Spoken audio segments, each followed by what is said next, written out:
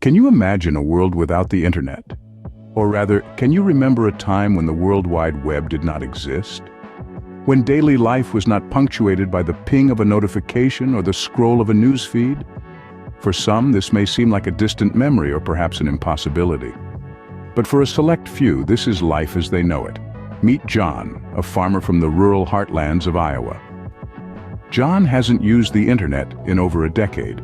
He relies on the radio for weather updates, reads paper newspapers for global news, and uses a landline telephone to communicate. When asked about his choice to live an unconnected life, John simply shrugs and says, "I've got everything I need right here." Now consider Maria, a writer from the bustling city of New York. Maria chose to opt out of the digital world 5 years ago. She types her novels on an old-fashioned typewriter and mails her manuscripts to her publisher.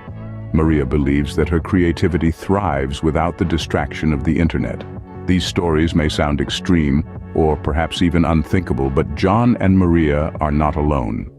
There is a growing community of people who consciously choose to live without the internet.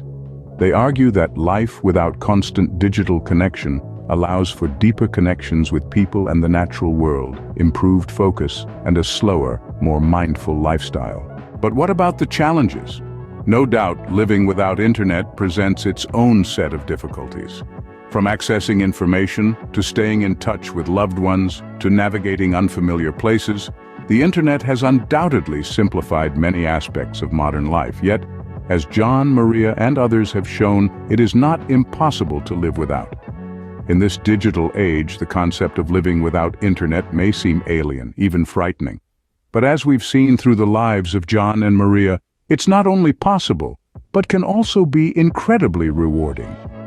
It's a bold choice that requires resilience, resourcefulness, and a willingness to disconnect in order to truly connect. In conclusion, the internet has revolutionized the way we live, work, and communicate.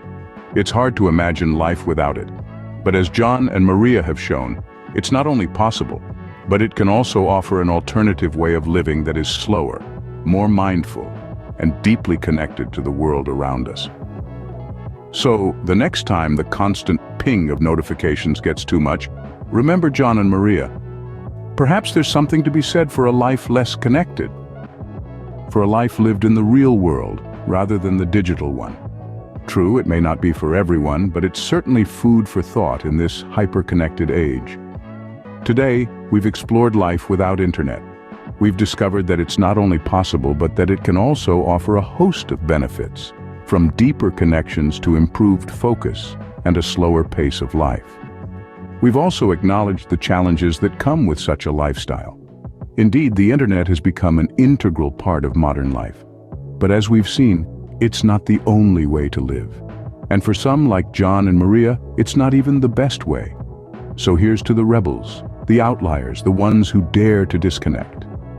Because sometimes, to truly connect, one must first disconnect.